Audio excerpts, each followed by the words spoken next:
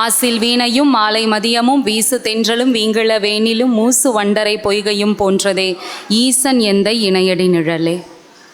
அறனருள் 21ஆம் ஆண்டு பன்னிரு திருமுறை இசை விழாவின் 4ஆம் நாள் நிகழ்வில் உங்களோடு இணைந்திருப்பதில் எனக்கு மிகுந்த மகிழ்ச்சி. இந்த ஒரு அற்புதமான வாய்ப்பை எனக்கு வழங்கிய செம்பதிப்பு செம்மல் தமிழவேல் சிவாலய மோகனையா அவர்களுக்கும், அறனருள் ஸ்தாபகர் சாமி தண்டபாணி ஐயா அவர்களுக்கும், தலைவர் அறங்காவலர்கள் உள்ளிட்ட அனைத்து அன்பர்களுக்கும் என்னுடைய வணக்கத்தையும் நன்றிகளையும் தெரிவித்துக் கொள்கிறேன்.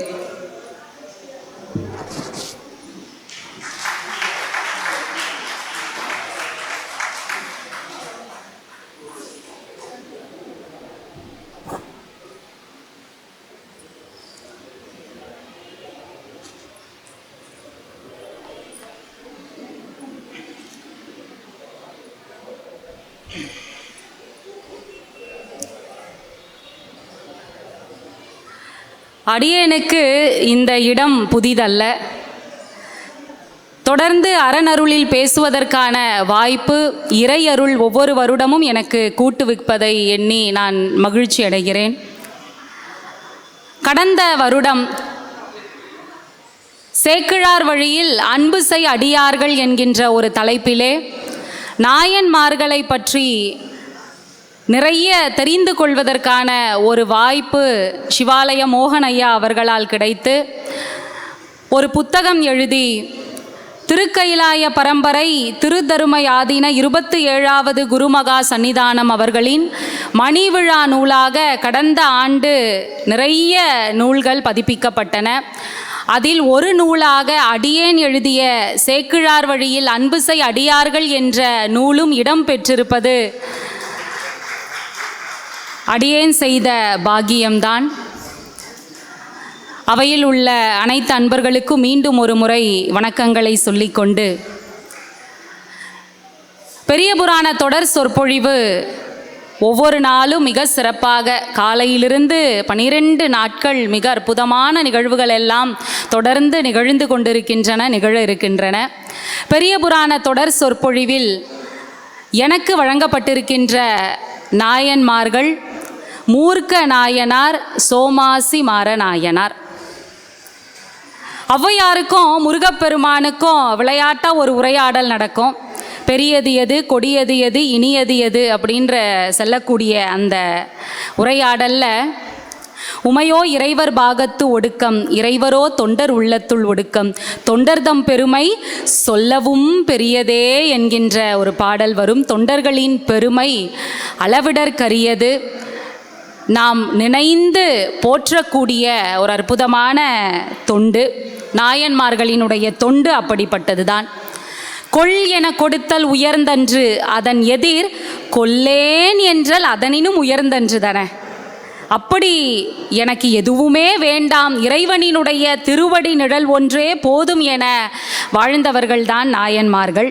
கேடும் ஆக்கமும் கெட்ட திருவினார், ஓடும் செம்பொன்னும் ஒக்கவே நோக்குவார், கூடும் அன்பினில் கும்பிடலே அன்றி வீடும் வேண்டா விரலின் விளங்கினார். எதுவுமே வேண்டாம், எனக்கு வீடு பேறு கூட வேண்டாம், இறைவனினுடைய அன்பு ஒன்றே, திருத்தாள் ஒன்றே போதும் என நினைத்த அடியவர்களை சேக்கிழார் பெருமான் மிக அற்புதமாக வடித்திருப்பார்.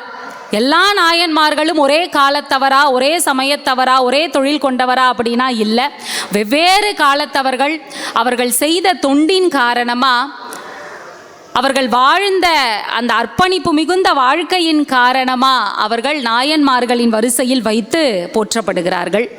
இப்போ ஒரு கதையோடு ஆரம்பிக்கலாம் அப்படின்னு இருக்கேன். சாவி இருக்குது, சுத்தியல் இருக்குது. ரெண்டுக்கும் ஒரு உரையாடல் நிகழ்ந்து கொண்டு இருக்கு.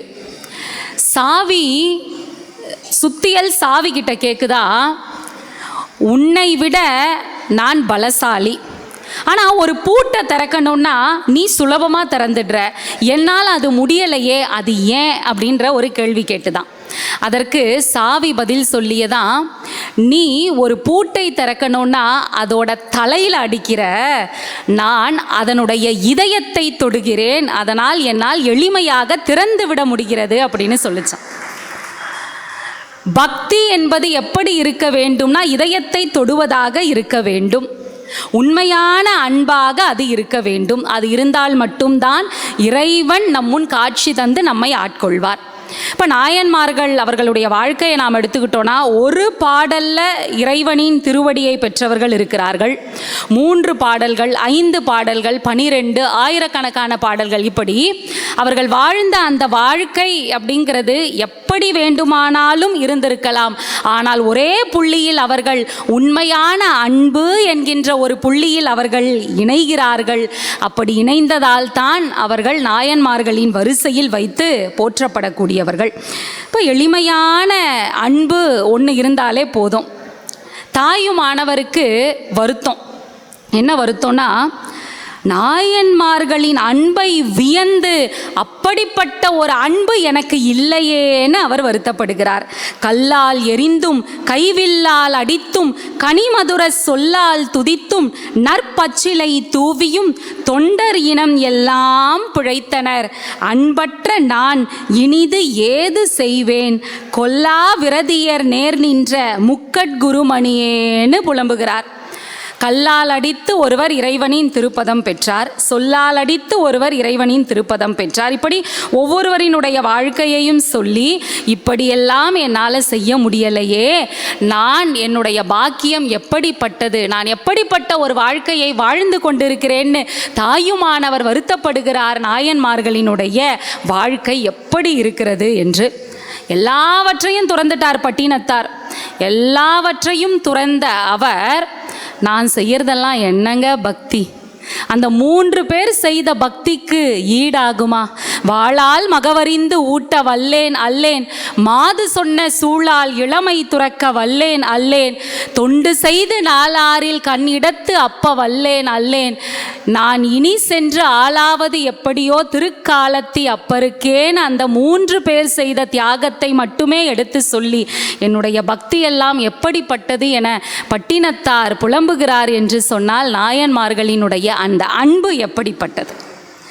மூர்க்க நாயனார், முதலில் அவரை பற்றி சிந்திக்க இருக்கிறோம். 12 பாடல்கள் மூர்க்க நாயனார் குறித்து சேக்கிழார் பெருமான் படைத்திருப்பது. இப்போ ஒருவரை பற்றி சொல்லணும்னா அவர் வாழ்கின்ற சூழலை சொல்லணும், அவர் வாழ்கின்ற நாடு எப்படிப்பட்டதுன்னு சொல்லணும் இல்லையா?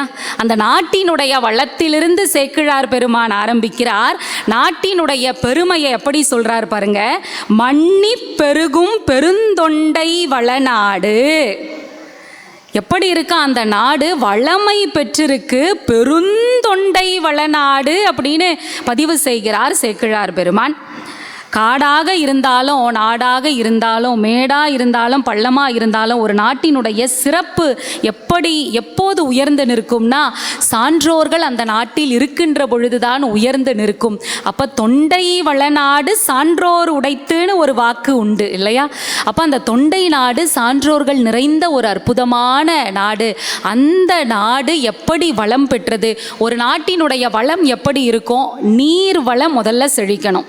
நீர் வளம் இருந்தால் நிலவளம் இருக்கும், நிலவளம் இருந்தால் மக்களினுடைய செல்வம் செழிக்கும். அப்போ நீர்வளம் அந்த நாட்டுக்கு எப்படி கிடைக்கிறது? பாலாறின் மூலமாக கிடைக்கிறது. அந்த பாலாறு எப்படிப்பட்டது?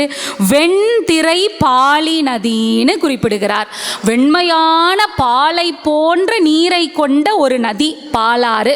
அந்த பாலாறின் மூலமாக அந்த நாட்டிற்கு வளமை கிடைக்கிறது.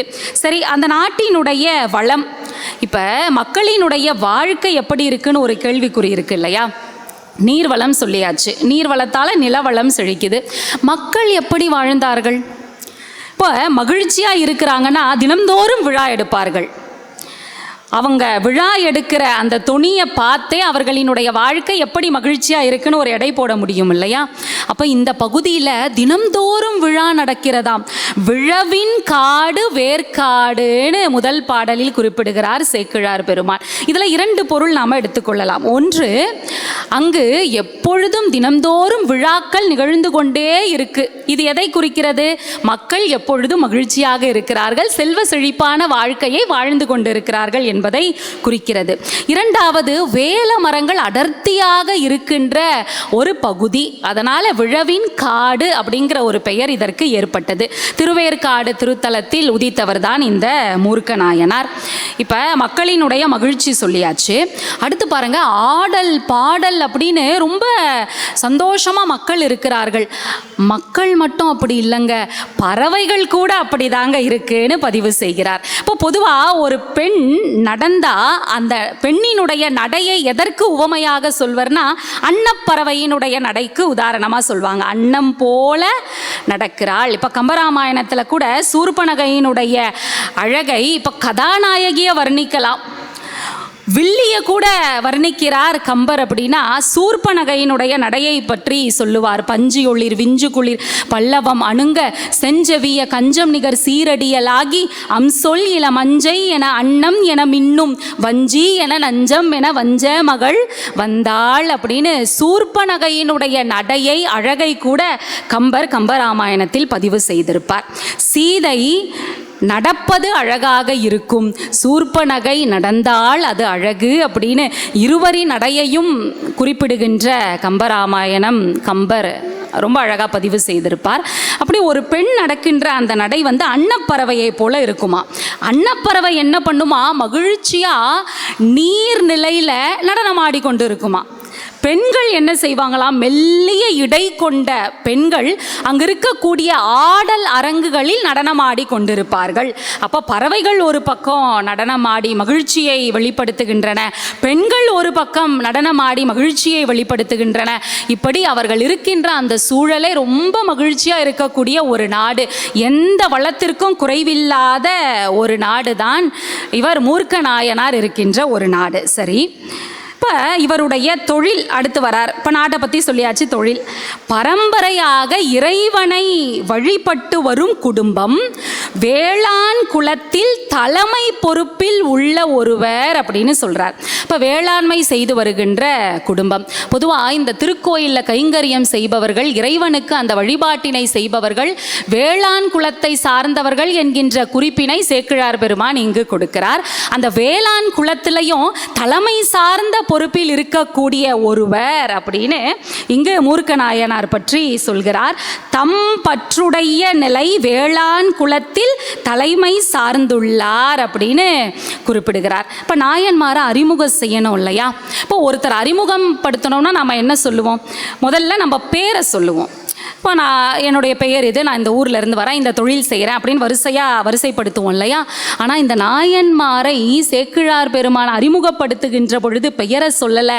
எங்கே தெரியுமா பெயரை சொல்கிறாரு, 9வது பாடலில் தான் இந்த நாயனாரினுடைய பெயரையே சேக்கிழார் பெருமான் குறிப்பிட்டிருக்கிறார். மொத்தமே 12 பாட்டு. இப்போ நாயன்மாரை எப்படி அறிமுகம் செய்கிறார் பாருங்க.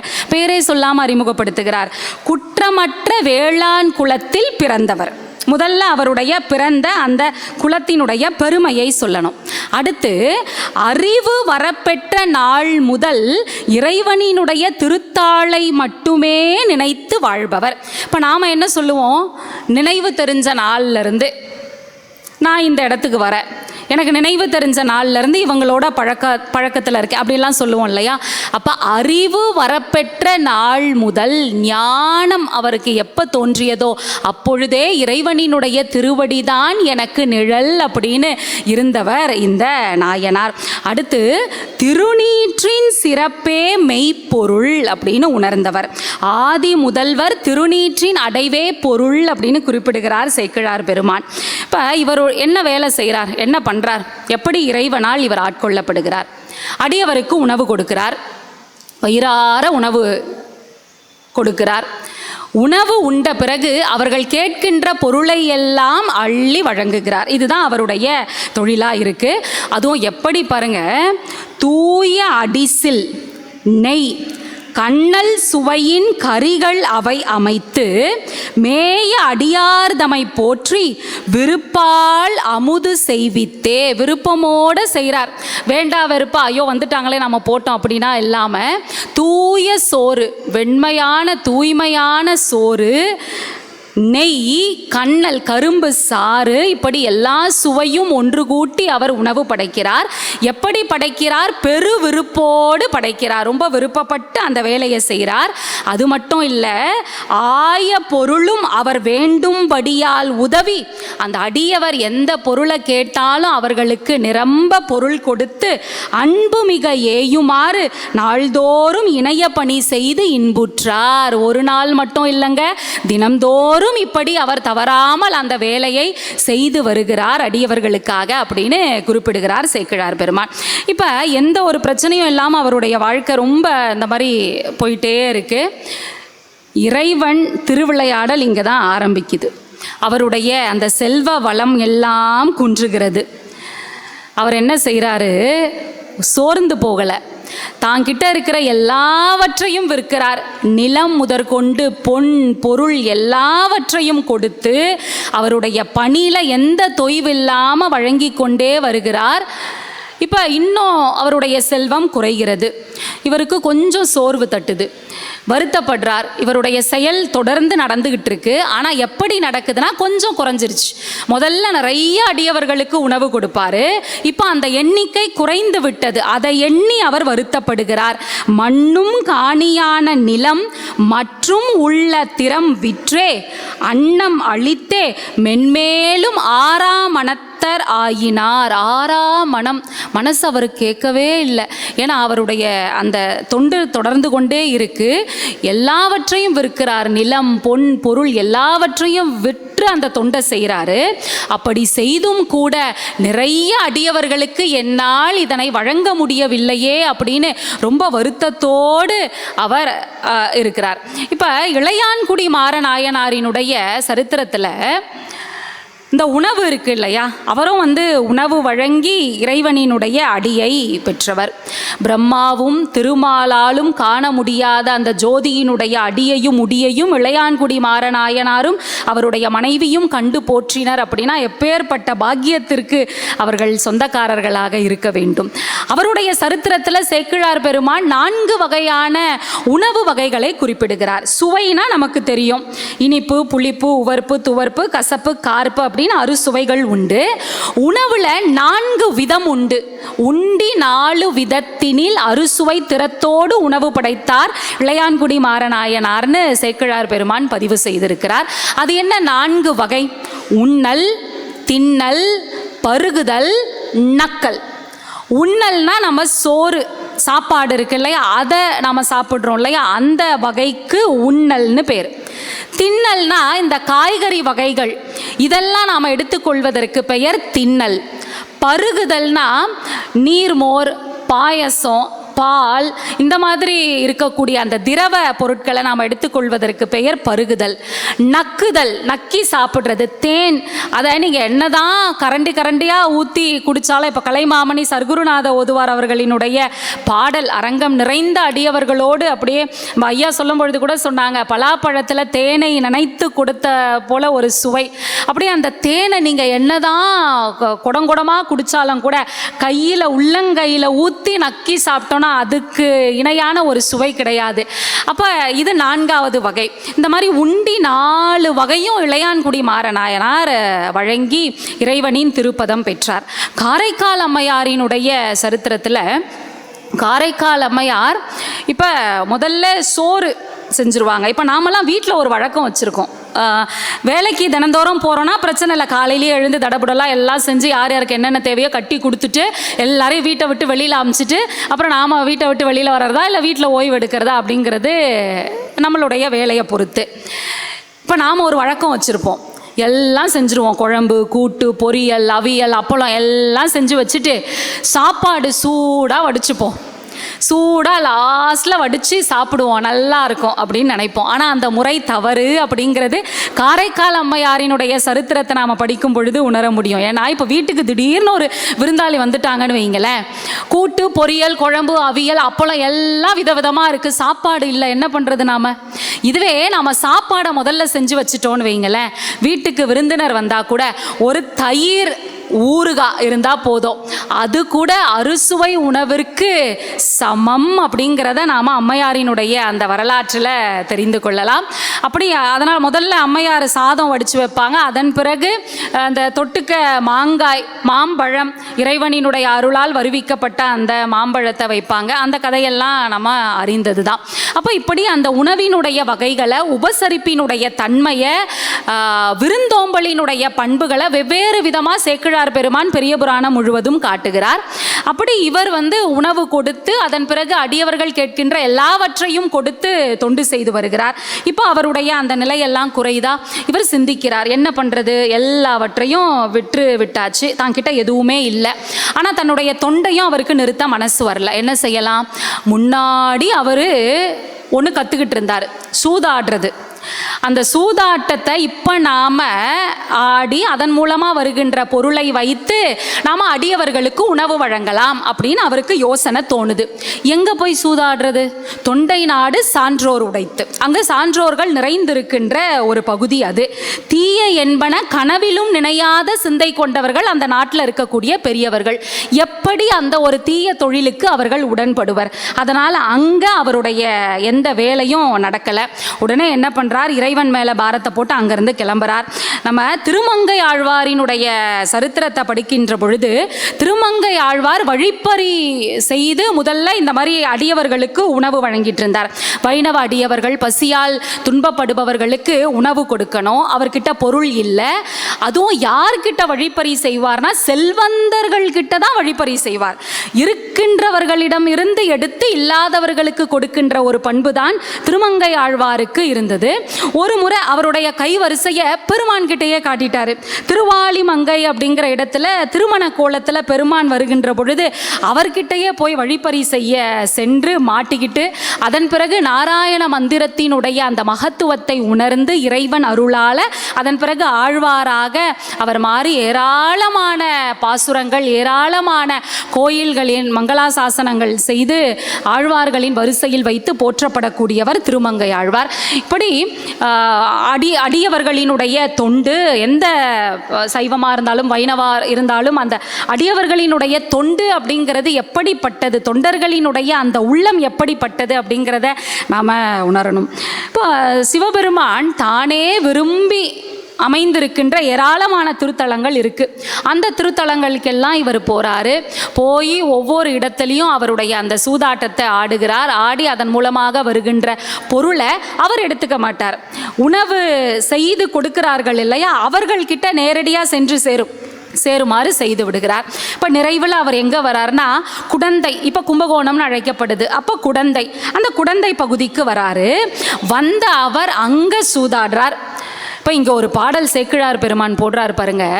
இப்போ சூதாடணும்னா எதிர்க்க ஒருத்தர் இருக்கணும் இல்லையா, எதிர்க்க ஒருத்தர் உட்காந்து அப்படி சூதாடுகின்ற பொழுது முதல்ல அந்த சூதில் வரக்கூடிய பொருளை எல்லாம் எதிரில் இருப்பவர் எடுத்துக்கொள்வதற்கு இவர் முதல்ல விட்டுருவாராம். அதாவது ஆசை காட்டுவார்.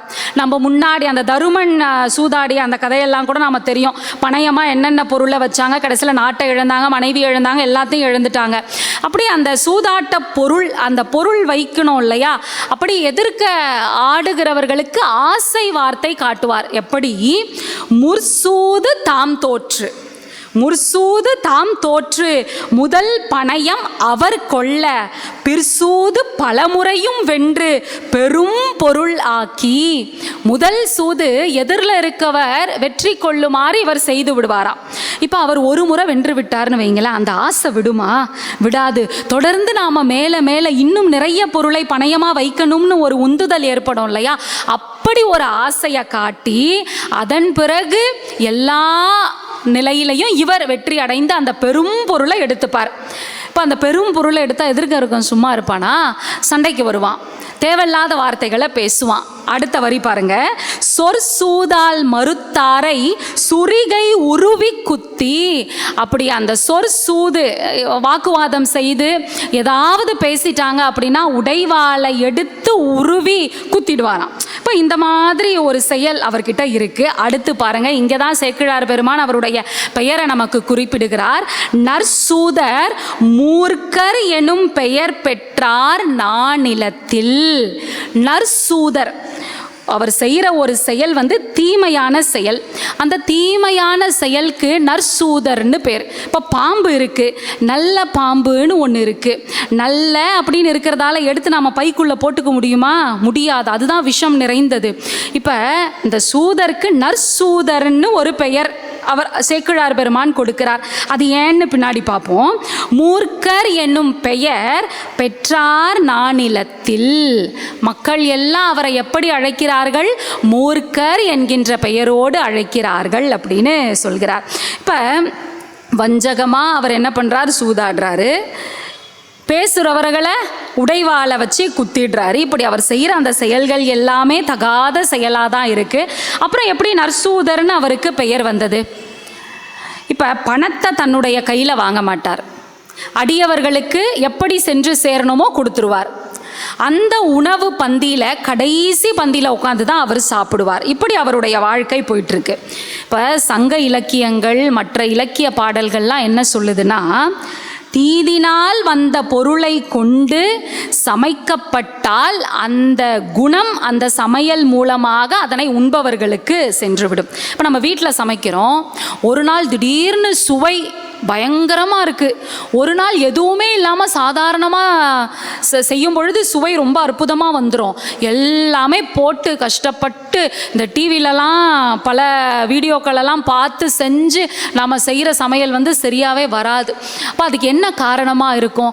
அன்பு கூட்டி செய்கின்ற பொழுது அந்த சமையலினுடைய சுவை அபரிமிதமாக இருக்கும். அதனால தான் தாய் செய்கிற அந்த சாப்பாடு ரொம்ப சாதாரண ஒரு பருப்பு குழம்பாக இருந்தால் கூட அவ்வளோ மணக்கும் அந்த குழம்பு. அப்போ அந்த அன்பு கூட்டி நாம் செய்கின்ற பொழுது அந்த சமையலினுடைய சுவை எப்படிப்பட்டது?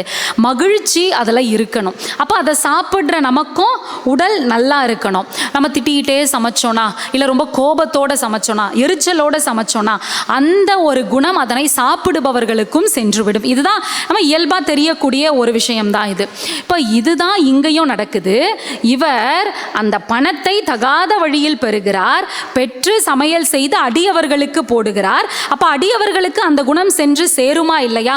அப்ப எவ்வளவு பெரிய பாவச் செயலை அவர் செய்கிறார் அப்படிங்கிற ஒரு உணர்வு நமக்கு இருக்கும் இல்லையா? அப்படி இருக்கின்ற அவருக்கு நற்சூதர்னு ஏன் பெயர் கொடுத்தார்? ஈன்றால் பசி காண்பானாயினும் செய்யற்க சான்றோர் பழிக்கும் வினைன்னு ஒரு திருக்குறள் உண்டு. 10 மாதம் சுமந்து பெற்ற தாய் பசியோடு இருந்தா கூட சான்றோர்கள் இந்த செயல் தகாதுன்னு ஒதுக்கி வைத்த செயலை நாம் செய்து பொருள் தேடி அம்மாவினுடைய வயிற்றை நிரப்பக்கூடாது. அப்ப சான்றோர்களால் ஒதுக்கி வைக்கப்பட்ட ஒரு செயல் இந்த சூது. அதை ஆடி இவர் அடியவர்களுக்கு உணவு கொடுக்கிறார். இப்ப அவர் தனக்காக இதை செய்தாரா? தன்னுடைய குடும்பத்திற்காக செய்தாரா? தன்னுடைய மகிழ்ச்சிக்காக அவர் செய்தாரா? அப்படின்னா இல்லை. பிறரின் நலனுக்காக அவர் செய்தார். பிறரின் நலனுக்காக அவர் செய்ததால் அவர் செய்தது சரிதான். இப்போ நாம் நின்றுட்டு இருக்கோம் ஒரு இடத்துல, ஒருத்தன் வேகமாக ஓடி வரான், பின்னாடி அவனை கொல்வதற்காக இன்னொருத்தன் வேகமாக ஓடி வரான். இவன் ஓடி வந்து நம்ம வீட்டில் ஒளிஞ்சுக்கிறான்னு வைங்க. வந்தவன் நம்ம கிட்ட கேட்குறான், இந்த மாதிரி ஒருத்தன் வந்தானா இந்த பக்கம், நாம் என்ன சொல்லுவோம்? காட்டி கொடுப்போமா? ஒரு உயிரை காப்பாற்ற நினைப்போம் இல்லையா? அப்போ நாம் என்ன சொல்லுவோம்? அந்த இடத்துல பொய் சொல்ல வேண்டிய ஒரு சூழல் நமக்கு ஏற்படும் இல்லையா? பொய் சொல்லலாமா? சொல்லலாம்னு சான்றோர்கள் நமக்கு கற்றுக் கொடுத்தனரா? இல்லை. வாய்மையும் பொய்மை இடத்த நன்மை தீர்ந்த, இப்போ புரை தீர்ந்த நன்மை பயக்குமெனின். எப்போ பொய்மை கூட வாய்மையா மாறும்? நாம ஒரு உயிரை காப்பாற்றுகின்ற பொழுது, ஒரு உயிருக்கு நல்லது செய்கின்ற பொழுது அந்த பொய் கூட வாய்மையாக மாறும். அப்படி ஒரு உயிருக்கு நல்லது செய்து அடியவர்களுக்கு நல்லது செய்கின்ற இவருடைய செயல் சிறந்த ஒரு செயலா இருந்ததால தான் நற்சூதர்னு பெயர் பெற்று இறைவனினுடைய திருவடியை அடையக்கூடிய ஒரு பாக்கியத்தையும் மூர்க்க நாயனார் பெற்றார். அவருடைய குணத்தால் அந்த பெயர் அவருக்கு வந்திருந்தாலும் கூட அவருடைய குணம் அடியவர்களை வருத்தப்படாமல் அவர்களின் வயிற்றை நிரப்ப வேண்டும், அவர்களுக்கு தேவையானவற்றை வழங்க வேண்டும் என்பதில் தான் இருந்தது. அடுத்து சோமாசி மாறநாயனார். மாறன் அப்படிங்கிறது தான் அவருடைய இயற்பெயர். இவருடைய இயற்பெயரை இங்கே முதல் பாடலில் சேக்கிழார் பெருமான் குறிப்பிட்டு விடுகிறார். இப்போ சோமாசி அப்படிங்கிற பெயர் எப்படி வந்தது? வேதம் பயின்ற விற்பன்னர்கள், வேதம் சொல்லி கொடுக்கக்கூடிய பயிலக்கூடிய விற்பன்னர்களுக்கு சிவயோகங்கள் செய்பவர்களுக்குரிய ஒரு பட்டம்தான் இந்த சோமயாசி. அப்போ இந்த சோமாசி மாறன் அவருடைய இயற்பெயரும் அதனோடு இணைந்து சோமாசி மாறநாயனார் என்று அவருடைய பெயர் வந்துவிட்டது. இப்போ இந்த நாயன்மாருக்கு 5 பாடல்களை சேக்கிழார் பெருமான் குறிப்பிட்டிருக்கிறார். திரு அம்பர் என்கின்ற திருத்தலத்தில் இவர் வீற்றிருக்கிறார். இப்போ இவர் வேத விற்பன்னம் நிறைந்த குலத்தில் அவதரித்த மேன்மை பொருந்தியவர். அடியவர்களுக்கு சிவ அடியவர்களினுடைய திருவடியை வணங்கி அவர்களுக்கு சுவை மிகுந்த உணவு படைத்து வரக்கூடிய ஒரு எளிமையான செயலைத்தான் இந்த மாறநாயனார் செய்கிறார். தாமரை மலர் போல இருக்கக்கூடிய இறைவனினுடைய அந்த திருவடியை போற்றி துதிக்கக்கூடியவர்கள்தான் நாம் போற்றப்பட வேண்டியவர்கள் அப்படின்னு சொல்லக்கூடியவர் சோமாசி மாறநாயனார். சிவபெருமானை எண்ணி செய்யக்கூடிய யாகம் மட்டும்தான் மீண்டு வர முடியாத பெரு நெறியை நமக்கு காட்டி நிற்கும் என்பதில் உறுதி வாய்ந்தவர் இந்த மாறநாயனார்.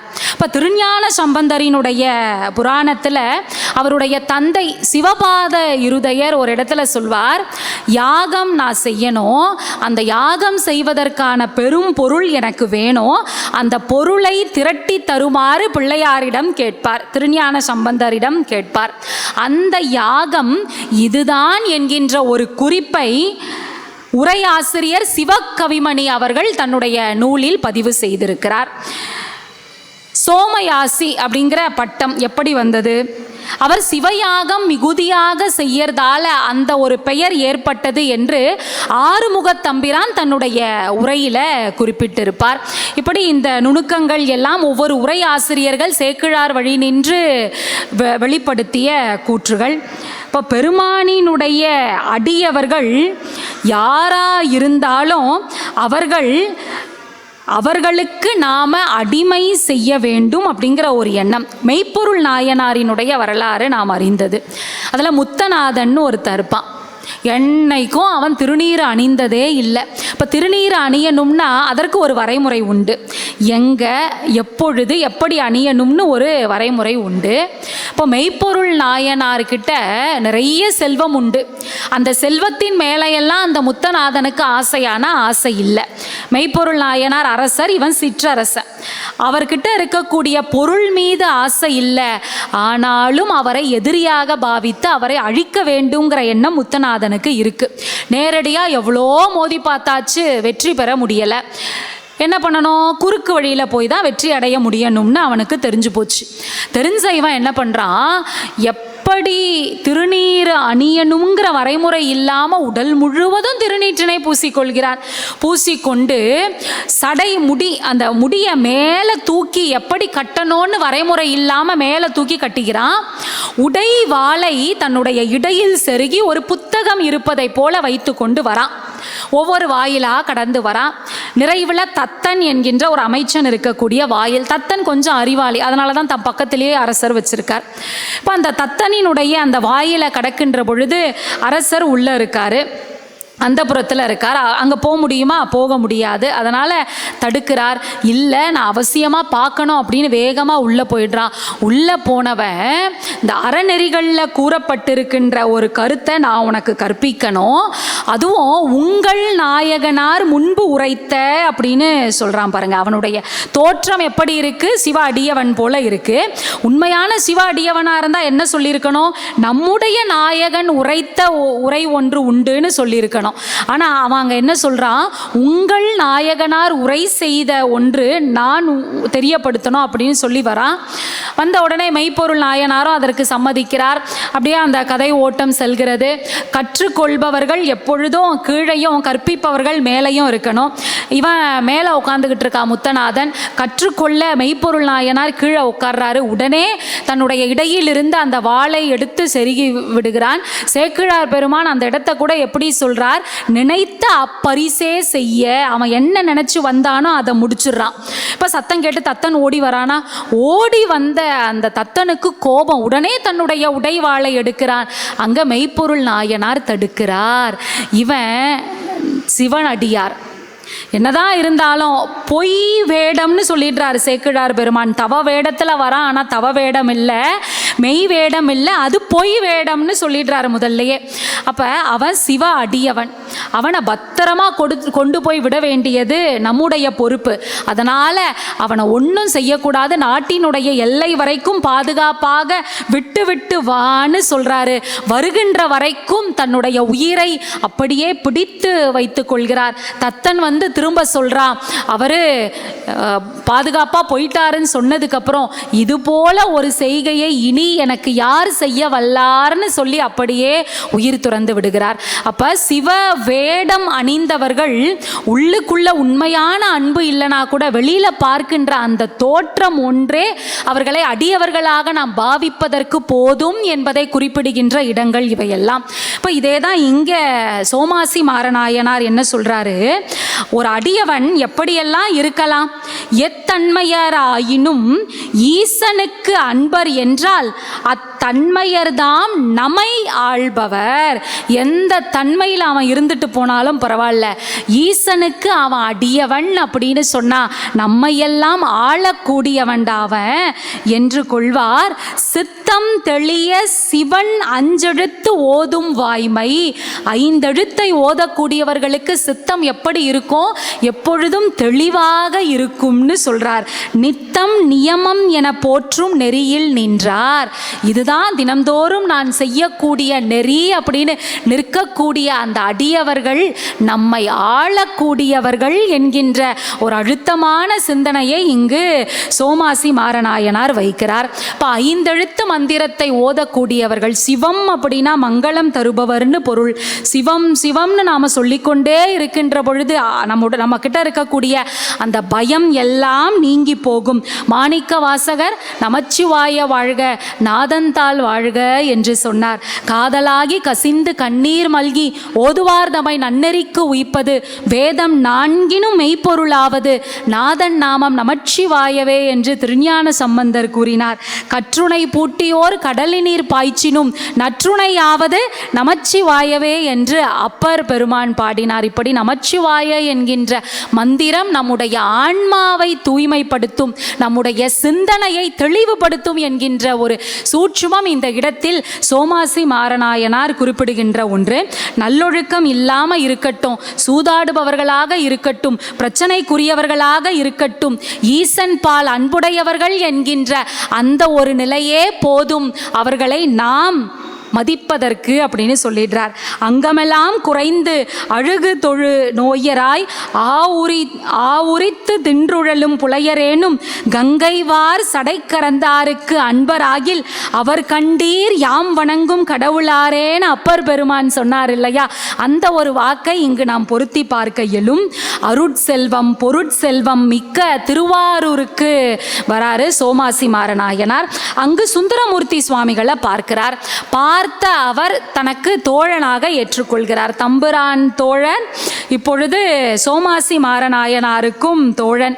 ஐம்புலன்களை இந்த நாயனார் வென்றதோடு மட்டுமல்லாமல் காமம், குரோதம், லோபம், மோகம், மதம், மாச்சரியம்னு சொல்லக்கூடிய இந்த அறுவகை குணங்களையும் குற்றங்களையும் வென்றவர் இந்த சோமாசி மாரநாயனார். இப்போ இந்த அம்பர் மாகாளம் அப்படிங்கிற திருத்தலத்தில் அச்சம் தவிர்த்த விநாயகர்னு ஒருவர் இருக்கிறார். இப்போ அவருடைய வரலாறு பெரிய புராணத்தில் குறிப்பிடப்படலை, இருந்தாலும் சோமாசி மாரநாயனாரோடு தொடர்பு பொருந்திய ஒரு வரலாறு அது.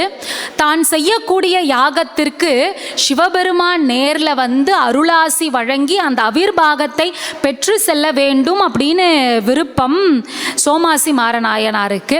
அதை எப்படி நிறைவேற்றலாம்னு யோசிக்கிறார். இறைவனினுடைய நெருக்கமான தோழர் யாரு? சுந்தரமூர்த்தி சுவாமிகள். இப்போ நமக்கு ஏதாவது ஒரு வேலை ஆகணும்னா நேரடியாக ஒரு ஒருத்தரை போய் சந்திக்கிறதுக்கு பதிலாக அவருக்கு நெருக்கமானவர்கள் மூலமாக நாம் போய் சந்திக்கிறோம் இல்லையா, இன்னும் அதற்கு வலிமை அதிகமாக இருக்கும் இல்லையா. அதே மாதிரி இங்கே தம்பிரான் தோழரை தன்னுடைய தோழராக ஆக்கி கொண்டு அவர் மூலமாக இந்த காரியத்தை சாதிக்க வேண்டும்னு இந்த நாயனார் நினைக்கிறார். தினமும் தூதுவளை கீரை, பாகற்காய் பொரியல், இந்த இரண்டும் சாப்பிடுவது சுந்தரமூர்த்தி சுவாமிகளுக்கு வழக்கம்.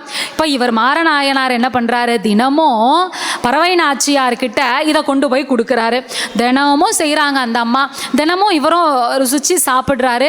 ஒரு நாள் என்னதான் இருந்தாலும் தினமும் கிடைக்குமா, அதுவும் இவ்வளோ புதுசாக இவ்வளோ சுவையாக கிடைக்குமா, யார் இதனை வழங்கி செல்கிறார்கள் அப்படின்னு கேட்ட பொழுது பறவை நாச்சியார் சொல்லிவிடுகிறார். இந்த ஒரு நேரத்திற்காகத்தானே சோமாசி மாரநாயனார் காத்துக்கிட்டு இருந்தார். உடனே அவரை வரவழைத்து நன்றி செலுத்துகிறார். நன்றி செலுத்திய பொழுது இவர் தன்னுடைய ஆசையை சொல்றார். இந்த மாதிரி நான் யாகம் செய்கின்ற பொழுது இறைவன் வரணும், அவர் பாகத்தை பெற்றுக்கொள்ள வேண்டும், அதற்கு தாங்கள் தான் உதவி செய்ய வேண்டும்னு கேட்கிறார். சரி நான் செய்யறேன், ஆனா ஒரு விஷயம், அப்படி நீ செய்யும் பொழுது அதை சரியாக செய்யணும். சரியாக செய்யலைன்னா அதை விட பெரும்பாவம் உனக்கு வந்து சேரும். இறைவன் எப்படி வேணும்னாலும் எந்த ரூபத்தில் வேணாலும் வரலாம், நீ அதற்கு தயாராக இருக்கணும். நான் தான் சிவபெருமான், நான் குடும்ப சமீதமாக வரேன் அப்படின்லாம் அவர் சொல்ல மாட்டார். எப்போ வருவார் எப்படி வருவாருலாம் தெரியாது, எப்போ வந்தாலும் நீ அலர்ட்டாக இருக்கணும் அப்படின்னு சொல்லிடுறாரு சுந்தரமூர்த்தி சுவாமிகள். சோமாசி மாரநாயருக்கு அவர் வந்தால் போதும் அவ்வளோதானே, சரி அப்படின்னு ஒத்துக்கொள்கிறார். யாகம் நடக்குது. அந்த யாகம் நடக்கின்ற பொழுது சிவபெருமான் அனைவரும் அஞ்சத்தக்க வடிவத்தில் வரார். நீச வடிவம் தாங்கி கையில் அந்த இறந்த கன்றெல்லாம் அப்படியே எடுத்துக்கிட்டு பார்வதி தேவியோட, முருகப்பெருமான் விநாயக பெருமானோட வரார். இப்போ வருகின்ற பொழுது அங்கே இருக்கக்கூடிய அடியவர்கள் எல்லாம் வெளியே பயந்து ஓடுறாங்க. அப்போ அவர்களின் பயத்தை எல்லாம் போக்கக்கூடிய வகையில் விநாயக பெருமான் அங்கு தோன்றி அவர்களின் அச்சத்தை எல்லாம் போக்குகிறார். அதன் பிறகு சோமாசி மாரநாயனார் நினைத்ததெல்லாம் நடக்கிறது. அதனால் அந்த திருத்தலத்தில் இருக்கக்கூடிய விநாயக பெருமானுக்கு அச்சம் தவிர்த்த விநாயகர் அப்படின்னே பெயர் உண்டு. அந்த விநாயகரை நாம் வழிபடுகின்ற பொழுது நம்முடைய வாழ்க்கையில் நம்ம பயம், சில பேர் ஒரு நூல் இருந்தால் கூட அதை பாம்புன்னு நினச்சி பயப்படுவாங்க, இருட்டை கண்டா பயம், வெளியில் வந்தால் நாய் பூனை எதை கண்டாலும் பயம். அப்படி இருக்கக்கூடியவர்களுக்கு அந்த பய உணர்வை போக்கக்கூடியவராக அந்த திருத்தலத்தில் அம்பர் மாகாளம், திரு அம்பர் மாகாளத்தில் வீற்றிருக்கக்கூடிய விநாயக பெருமான் அருள் புரிவார். இது சோமாசி மாரநாயனாரோடு சம்பந்தப்பட்ட ஒரு கதை. ஆனால் இது பெரிய புராணத்தில் சேக்கிழார் பெருமான் குறிப்பிடலை. அந்த 5 பாடல்களில் இப்போ அடியவர்கள் எப்படி இருந்தாலும் அவர்களுக்கெல்லாம் நாம் தொண்டு செய்யணும், அவர்களுக்கு நாம் அடியவர்களாக மாறணும் அப்படின்னு சொல்லிக்கொண்டே வருகிறார். இறைவனினுடைய தொண்டரை பற்றி கொண்டு இறைவனினுடைய திருவடியை பெற்றவர்கள். இப்போ தொண்டு பல வகை, வன் தொண்டு, மென் தொண்டுன்னு சொல்கிறோம். நேரடியாக இறைவனுக்கு செய்யக்கூடிய தொண்டு, இறைவனினுடைய அடியவர்களுக்கு செய்யக்கூடிய தொண்டு அப்படின்னு பல வகை தொண்டுகள் பெரிய புராணத்தில் பார்க்கப்படுகிறது. அதில் சோமாசி மாரநாயனார் செய்தது இறைவனினுடைய அடியவர்களுக்கு செய்யக்கூடிய தொண்டு. அப்படி தொண்டு செய்து இறைவனினுடைய திருவடியை அடைந்தவர் அவர். வெறும் 5 பாடல்கள் தான். 5 பாடல்கள் என்பதெல்லாம் கணக்கு கிடையாது. அவருடைய தூய்மையான அன்பு தான் அந்த இடத்திலே நிலை பெற்று நிற்கிறது. நிறைவா ஒரு பாடல் சொல்கிறார் சேக்கிழார் பெருமான். துன்றும் புலன் 5உடன் 6 தொகுத்த குற்றமும். அந்த 5 புலன்களை அடக்கியது மட்டும் இல்லாமல் 6 வகை குற்றங்களையும் அவர் விளக்கினார் இல்லையா. வென்று இங்கு இது நன்னெறி சேரும் விளக்கம் என்றே வன் தொண்டர் பாதம் தொழுதான சிறப்பு வாய்ப்ப. வன் தொண்டர் சுந்தரமூர்த்தி சுவாமிகளினுடைய திருப்பாதத்தை பற்றி கொண்டு என்றும் நிலவும் சிவலோகத்தில் இன்பம் உற்றார் அப்படின்னு நிறைவு செய்கிறார் சேக்கிழார் பெருமான். வன் தொண்டரான தம்புரான் தோழரான சுந்தரமூர்த்தி சுவாமிகளினுடைய திருப்பாதத்தை பற்றுக்கோடாக பற்றி கொண்டு இறைவனினுடைய திருவடியை சிவலோகத்தில் சென்று 2 கலந்தார் என நிறைவு செய்கிறார் சேக்கிழார் பெருமான். அதுவும் பாருங்க, நிலவும் இன்பம் உற்றார் மீண்டும் வாரா பெருவாழ்வினை பெற்றார் அப்படின்னு நிறைவு செய்கிறார். இப்படி இன்று எனக்கு கொடுக்கப்பட்ட 2 நாயன்மார்கள், மூர்க்க நாயனாரும் சோமாசி மாரநாயனாரும், 12 பாடல்கள், 5 பாடல்கள், இந்த 17 பாடல்களை குறித்து இன்று உங்களோடு நான் சிந்தித்ததில் எனக்கு மிகுந்த மகிழ்ச்சி.